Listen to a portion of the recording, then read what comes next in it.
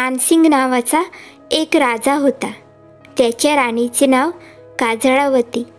एकदा राजाने आपला प्रधान बुद्धिमंत याला शिकारीची तयारी करायला सांगितले. त्याप्रमाणे बुद्धिमंत याने दवंडी पिटली की गावातील सर्व तरुणांनो, ऐका हो ऐका आणि शिकारीची तयारी करा. जेव्हा पहिला ढोल वाजेल त्यावेळेला तुम्ही बिछाण्यातून बाहेर पडा. दुसऱ्यांदा ढोल वाजेल त्यावेळेला तुम्ही घरातून बाहेर पडा आणि तिसऱ्यांदा ढोल वाजेल तेव्हा तुम्ही राजवाड्याच्या अंगणात गोळा व्हावे. दुसऱ्या दिवशी त्याप्रमाणे गावातले सारे तरुण राजवाड्यात जमा झाले. परंतु प्रधान बुद्धिमंत तेवढा आला नव्हता. प्रधान उठला त्यावेळेला पहिला ढोल वाजला होता, परंतु त्याची बायको मात्र गाढ झोपी गेली होती. इतक्या सकाळी लवकर कशाला उठायचे म्हणून ती उठेच ना आणि प्रधानाला गप्प बसावे लागले. दुसऱ्यांदा नगारा वाजला त्यावेळेला याने तिच्या विनवण्या केल्या. तेव्हा थोड्या वेळात उठते असे ती म्हणाली, परंतु ती बऱ्याच वेळाने उठली आणि भाकरे करायला बसली. त्यावेळेला प्रधानाने तिसऱ्यांदा ढोल वाजवताना ऐकला. ती अर्धी कच्ची भाकरी कशी तरी खाऊन तो राजवाड्यात आला आणि बघतो तो सारी मंडळी जेवण पत्रावळी उकिरड्यावर पडल्या होत्या. ब्राह्मण वगैरे सर्व जेवून तृप्त झाले होते आणि सुग्रास अन्न खाल्ल्यानंतर तृप्त होऊन ते आपल्या मिशा पुसत होते. राजाने प्रधानाला पाहिले. आणखी तू इतका उशीर का आलास असे विचारले. त्यावेळेला प्रधान म्हणाला, माझ्या लाडक्या बायकोने इतकं सुरेख जेवण केलं होतं की सांगताच सोय नाही. किती पक्वान म्हणून सांगू. तेव्हा ती काही केल्या मला जाऊ देईना. ती म्हणाली, तुम्ही सगळं खा आणि मग जा. तेव्हा मी तिने केलेले सर्व पदार्थ खाल्ले आणि मगच बाहेर पडलो. मला घाईनेच यावे लागले. तोपर्यंत तिसऱ्यांदा ढोल वाजला होता. मला माझं तोंडसुद्धा धुवायला फुरसत झाली नाही. आता माझ्या मिशांना काहीतरी चिकटलेलं असेलच. तेव्हा राजा म्हणाला, तू मोठा भाग्यवान मनुष्य आहेस. मी फक्त भात आणि पेज खाल्ली. बुद्धिमंत म्हणाला, भात आणि पेज फारच छान असते. तेव्हा राणीमध्ये पडली आणि म्हणाली, का तुला ते खायचं का? बुद्धिमंत म्हणाला, होय, आपण दिलं तर बरंच होईल. तेव्हा राणीने भात आणखी पेज दिली. प्रधान भुकेला होता. त्याने सर्व काही खाल्ले. त्याने ते भांडेसुद्धा चाटून पुसून टाकले. राणीला मोठी गंमत वाटली आणि ती म्हणाली, हा तर लांडगाच आहे. ते सर्वजण शिकारी करता निघाले. तोपर्यंत सूर्य बराच वर आला होता. सबंध दिवसभर आणखी सारी रात्र त्यांनी खूप शोधाशोध केली, पण त्यांना एकही जनावर मिळालं नाही. दुसऱ्या दिवशी ते आणखी पुढे गेले, परंतु तरीही काही मिळाले नाही. मग ते पुढे चालले, परंतु एकही जनावर त्यांना दिसले नाही. सारे तरुण थकले आणि घरी निघून गेले. परंतु मानसिंग आणि बुद्धिमंत पुढे जात राहिले. याप्रमाणे 12 वर्षे गेली आणि ते शेंद्री राजाचे मुलाखत आले. ज्या वेळेला शेंद्री राजाने मानसिंग आला आहे असे ऐकले तेव्हा त्याने त्याच्याकडे शिदा पाठवला आणि तो म्हणाला, मी जरा वेळ मिळाला की स्वतःच येऊन तुमची भेट घेतो. बुद्धिमंत मानसिंगाला म्हणाला, शेंद्री राजा इकडे आला की त्याला मामा अशी हाक मारा. मामा म्हणजे सासरा. मग त्याला मामा म्हटलं की जर त्याला एखादी लग्नाची मुलगी असली तर तो ती तुम्हाला देईल आणि तुम्ही त्याला मामा म्हटलं की खरंच योग्य ठरेल. परंतु तुम्ही त्याला कापड म्हणजे भाऊजी म्हटलं तर काहीतरी अनर्थाचा प्रसंग ओढवेल. जर त्याला एखादी लग्न झालेली मुलगी असेल तर तुम्ही तिला सून कशी करणार, कारण तुम्हाला तर मुलगे नाही. तेव्हा राजाने शेंद्री राजाला मामा म्हणायचे ठरवले. शेंद्री राजा आला. मानसिंगाने त्याचे स्वागत केले, परंतु बुद्धिमंताने सांगितलेले तो सारे विसरला. आणखी शेंद्रीला त्याने भावंड असे समजले. तिथे तो काही दिवस राहिला आणि मानसिक फिरून आपल्या नगराला निघून आला. काही महिने लोटले आणि काजळावती गर्भार राहिली. 9 महिन्यांनी तिला एक मुलगा झाला. त्याचं नाव राजकुमार शेवाळ. तो 4 वर्षांचा झाला आणि बुद्धिमंताने मानसिंगाला राजपुत्राच्या सोयरिकीबद्दल आठवण दिली. मानसिंगाने आपला प्रधान शेंद्री राजाकडे सोयरीक ठरवण्यासाठी पाठवला. शेंद्री राजाला देश देऊन प्रधानाने लग्नाचा दिवस पक्का ठरवून टाकला. मानसिंग आणि बुद्धिमंत यांनी शेवाळच्या प्रतिनिधी म्हणून एक तलवार पाठवली आणि राजकन्या साळवाचे लग्न ते तलवारीशी करायचे असे त्याने ठरवले. शेंद्री राजाला आणि साळवाला वाटलं होते की शेवाळ हा वयात आलेला तरुण आहे आणि तो आपली बायको बरोबर घेऊन जाईल. याप्रमाणे लग्नाची सगळी तयारी झाली आणि साळवाचे लग्न तलवारीशी झाले. शेंद्री राजाचा प्रधान मोठा चतुर होता. शेवाळ का आला नाही याचे त्याला मोठे नवल वाटले. तेव्हा त्याने चौकशी केली आणि त्याला खरे काय ते समजून आले. मध्यरात्री त्याने आपली माणसं मानसिंगाच्या राजवाड्यावर पाठवली. त्यांनी शेवाळाला उचलून आणले. त्या वेळेला काजळावती झोपलेली होती.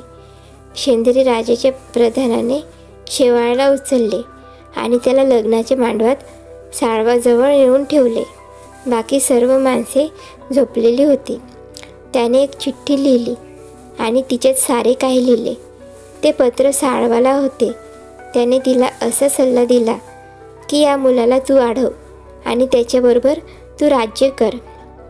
त्याने तो कागद एका ताईतात घातला आणि तो ताईत साळवाच्या हातात बांधला.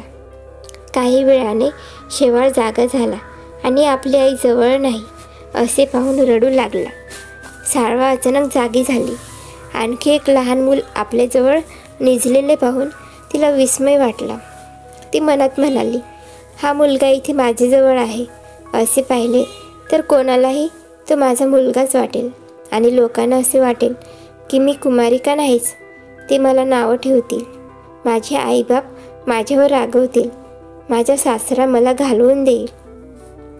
जसं जसं ती अधिक विचार करू लागली तशी तशी लोकनिंदेची भीती तिच्या मनात वाढत चालली आणि तिने पळून जायचे ठरवले. तिने विश्वकर्म्याची प्रार्थना केली आणि विश्वकर्म्याने एक लाकडाची पेटी पाठवली. त्याच्यात ती शेवाळाला घेऊन बसली. तिचे सांगण्याप्रमाणे तिच्या दासीने ती पेटी समुद्रात फेकली. ती पेटी वाहत वाहत जंबुदीपाला आली आणि तिथे रेतीत घट्ट रुतून बसली. त्या दिवशी एक धोबी तिथे आला. 13 रुपये पगार घेऊन तो राजाचे धुणे धुत होता. त्याचा बैल त्या पेटीशी आडमडला. साळवा मदत करा म्हणून आतून ओरडत होती. त्याला वाटले भूतच त्याच्या आतून ओरडत आहे आणि तो पळून जाणार होता. इतक्यात त्याच्या शेजारीच एक म्हातारी उभी होती. त्या म्हातारीला पाहून पळून जाणे आपल्याला शोभणार नाही असे त्याला वाटले आणि त्याने तिला त्या पेटीची हकीकत सांगितली. मग ते दोघांनी मिळून ती पेटी उघडली. पेटी उघडायला फार कष्ट पडले. ती उघडल्यावर साळवा आणि शेवाळ त्या पेटीत त्यांना सापडले. साळवाने म्हातारीला सांगितले की या मुलाचे नाव शेवाळ. त्याची मी आई आहे. क्रूर दैवाने आम्हाला पेटीत घालून समुद्रात फेकून दिले. मग त्या म्हातारीला तिने काही सोन्याच्या मोहरा दिल्या. त्या गरीब म्हातारीला मोठा आनंद झाला. तिने आजपर्यंत सोन्याची नाणी कधी पाहिलीच नव्हती आणि तिने त्या दोघांना आश्रय द्यायचे ठरवले. साळवा म्हातारीच्या घरात राहू लागली. काही महिन्यांनी तिने एक सुंदर राजवाडा तिथे बांधून घेतला. साळवा शेवाळाला आपल्या पोटच्या पोराप्रमाणे वाढवू लागली. तो तिला आईच म्हणे. शेवाळाला लवकरच मित्र मिळाले. त्याच्या मित्रांपैकी त्या देशाचा राजपुत्र त्यांचा मुख्य होता. दुसरा मित्र म्हणजे प्रधानाचा मुलगा. या तिघांची मोठी दोस्ती जमली आणि ते दररोज एकमेकांबरोबर खेळू लागले. पहिल्याच दिवशी ते राजवाड्यात गेले. राजपुत्राला 2 बहिणी होत्या. शेवाळाला राजकन्यांनी पाहिले आणि त्यांचे प्रेम त्याच्यावर बसले. राजकन्यांनी प्रधानाच्या मुलाचा विश्वास संपादन केला आणि शेवाळाला आपलेसे करण्याचा घाट घातला. एवढेच काय, पण जर तू आम्हाला शेवाळ मिळवून दिलास तर आम्ही तुझ्याशी बायकांप्रमाणे राहू. याबद्दल त्यांनी त्याला सांगितले. दुसऱ्या दिवशी नगरात खेळताना प्रधानाच्या मुलाने आपला चेंडू राजपुत्राच्या अंगणात फेकला. त्याने शेवाळला तो आणायला पाठवला. शेवाळ अंगणात गेला आणि एका राजकन्येने त्याचा चेंडू घेतला आणि आपल्या चोळीत लपवला. दुसरीने त्याच्याकडे पाहून डोळे मिचकावले. शेवाळ अंगणातून मोठ्या तिरस्काराने निघून आला. नंतर राजकन्येने दुसरा बेत आखला. जेव्हा ते तिघे मित्र खेळायला आले त्यावेळेला आज त्यांनी असे ठरवले की शेवाळला जरा रेंगाळू दे. परंतु त्या दिवशी शेवाळ घाईघाईने जेवला आणि त्या दोघांच्या आधीच निघून गेला. राजपुत्र त्याच्या मागे गेला आणि सर्वात शेवटी प्रधानाचा मुलगा गेला. तो दाराजवळ गेला तेव्हा राजकन्येला वाटले की हाच शेवाळ आहे. तिने प्रधानाच्या मुलाला पकडले आणि आपल्या खोलीत नेले. तिची वागणी पाहून प्रधानाचा मुलगा घाबरला आणि जोराने ओरडला. राजकन्येने ओळखले की हा शेवाळ नाही, हा दुसरा कुणी आहे आणि ती खिन्न झाली. दुसऱ्या दिवशी हे तिघे मित्र शेवाळच्या घरी जेवायला गेले. शेवाळने आपली संपत्ती किती आहे हे कोणालाही सांगितले नव्हते. तेव्हा त्याच्या मित्रांना वाटले की हा एखाद्या लहान झोपडीत राहत असेल. परंतु जेव्हा शेवाळने आपल्या राजवाड्यात या म्हटले तेव्हा त्यांना अतिशय आश्चर्य वाटले आणि जेव्हा ते जेवायला बसले तेव्हा तर त्यांच्या आश्चर्याला सीमाच राहिली नाही. राजपुत्र आणि प्रधानपुत्र यांनी असले जेवण जन्मात कधी खाल्ले नव्हते. जेवता जेवता राजपुत्राने साळवाला पाहिले आणि त्याला तिच्याबद्दल प्रेम उत्पन्न झाले. मग त्यांचे जेवणातून लक्ष उडाले. बोलणे चालण्यातही त्याचे लक्ष लागेना. साळवाने ते पाहिले. जेवण झाल्यानंतर राजपुत्र आणि प्रधानपुत्र तिथून निघून गेले. मग राजपुत्राने प्रधानपुत्राला विश्वासात घेतले. त्याने शेवाळला मारून टाकायचा बेत केला. दुसऱ्या दिवशी तो आला की त्याचा निकाल करायचा असे त्यांनी ठरवले आणि या मदतीसाठी राजपुत्राने आपल्या दोन्ही बहिणी प्रधानपुत्राला द्यायचे ठरवले. या लग्नात देजबीज काही द्यायचं नाही असेही त्यांचे ठरले. साळवाने राजपुत्राचे वागणे पाहिले आणि दुसऱ्या दिवशी तिने शेवाळाला आपली तलवार बरोबर ठेवायला सांगितली. परंतु शेवाळने ते मान्य केले नाही. तलवारीमुळे नसता झगडा व्हायचा असं तो म्हणाला. तेव्हा सत्य न सांगता ती म्हणाली, बाबा रे, तू आता काही लहान मुलगा नाहीस. तू आता मोठा झाला आहेस. आता तू मोठ्या पुरुषाचे कपडे घाल. मुलासारखा पोशाख करू नकोस आणि मोठ्या माणसाप्रमाणे सर्वांबरोबर वावर. शेवाळला ते पटले. त्याने तलवार घेतली आणि तो बाहेर पडला. राजपुत्राच्या घरी गेल्यावर राजपुत्राने त्याला मागून पकडले आणि त्याला मारण्याचा प्रयत्न केला. शेवाळने आपली तलवार काढली आणि राजपुत्राचे हात कापून टाकले. मग त्याने त्याचे डोके कापले आणि तो राजवाड्यातून निघून गेला. तेवढ्यात थोड्या वेळाने साळवाचा ताईत बाहेर खाली पडला आणि त्यातून चिठ्ठी बाहेर पडली. जेव्हा ती चिठ्ठी बाहेर पडली तेव्हा साळवा आश्चर्याने थक्क होऊन गेली. शेवाळ आपला नवरा आहे हे आजच तिला कळले. तो घरी आला तेव्हा तिने त्याला पतिराज असे म्हटले. शेवाळाला फार राग आला. आपली आई आपल्याला नवरा का म्हणते त्याला कळेना. तिला वेड लागले आहे असे त्याला वाटले. परंतु त्याने तो कागद वाचला आणि त्याला सर्व काही समजून आले. एक दिवस तो लगोरी खेळत होता. लगोरी खेळताना त्याचे सोन्याचे फूल हवेत खूप उंच उडाले आणि द्वारकेत जाऊन पडले. राजकन्या द्वारकावतीच्या सुपलीत ते पडले. सुपलीने ती खेळत होती. तिने ते फूल आपल्या बापाला दाखवले. हे फूल कोणा पराक्रमी माणसाचे आहे असे तिचा बाप म्हणाला. मुली, या पराक्रमी माणसाची ही खून जपून ठेव, तो लवकरच इकडे येईल. शेवाळने ते फूल शोधून काढून परत मिळवण्याचा निश्चय केला आणि साळवाला घेऊन तो त्या गावातून बाहेर पडला. हिरवे परवा तळ्याजवळ त्यांना एक पोपट दिसला. पोपट म्हणाला, मला तुम्ही बरोबर घेऊन चला. रात्री पोपटाने साळवा आणि शेवाळ यांच्यावर पहारा केला.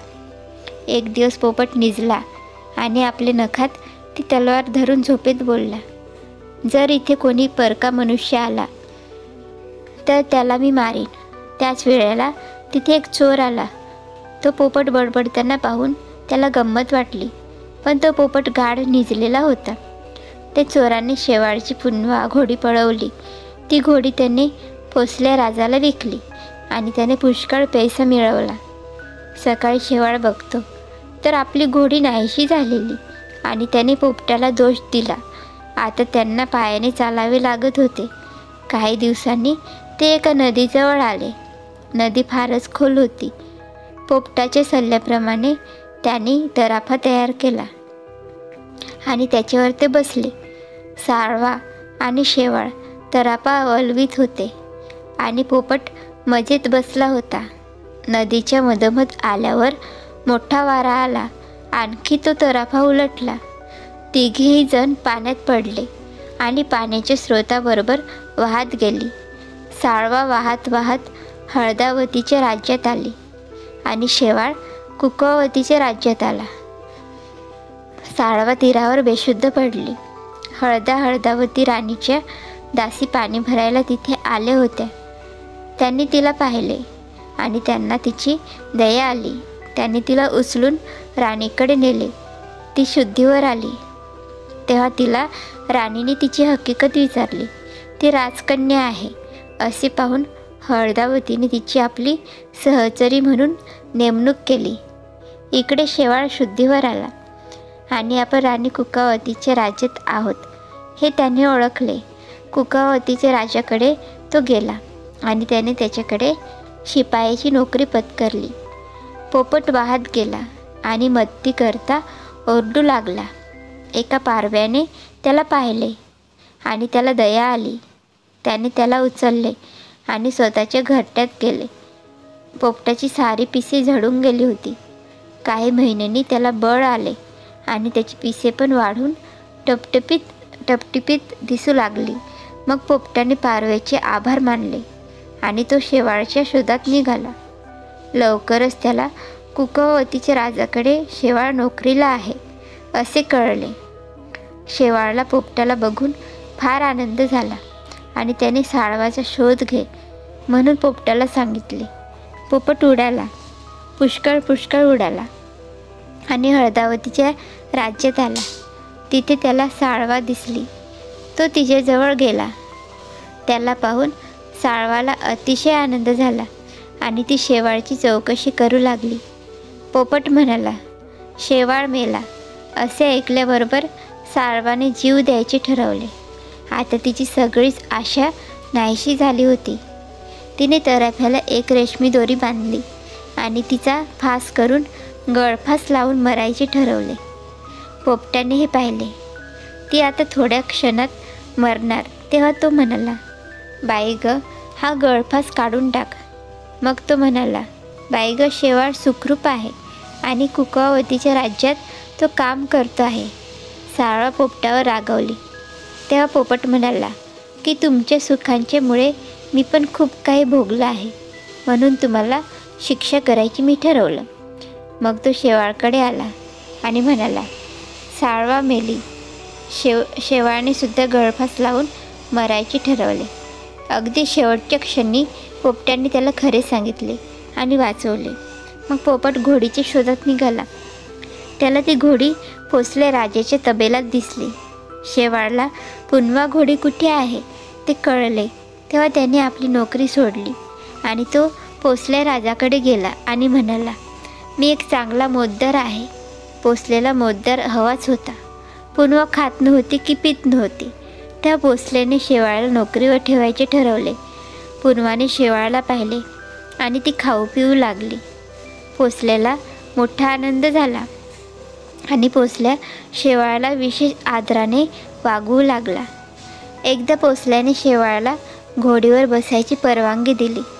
शेवाळ पुन्हावर बसतो न बसतो तोच ते आकाशात उडाली आणि दोघे पाहता पाहता दिसेनाशी झाली. शेवाळने साळवाला निरोप पाठवला आणि पोपटाने तो तिला नेऊन दिला. तो निरोप असा होता की साळवाने रात्री राजवाड्यातून बाहेर पडून त्याची वाट पाहावी. त्याप्रमाणे ती वाट पाहत असता शेवाळने तिथे येऊन तिला उचलली आणि घोडीवर बसून ते सारे निघाले. मग ते दोघे देव द्वारकेला आले.